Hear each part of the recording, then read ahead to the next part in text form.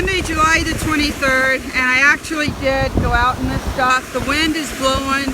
The waves are pretty big and strong out there.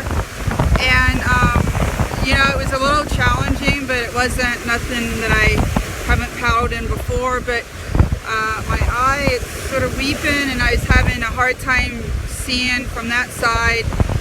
And my face is itchy, and then I lost my overstern rudders. The waves knocked it off the boat, and it was floating, which was making my boat not handle right. So I was going to have to go around a bunch of cliffs, so I turned around and came back to where I put in at. Mark was still here, and I don't think I'm going to go back out today, or at least not right now.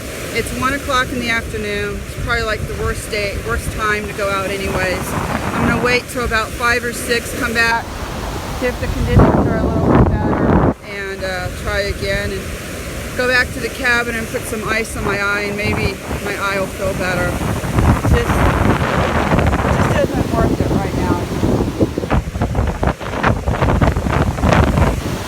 Oh my God, the waves just washed this thing up on the shore.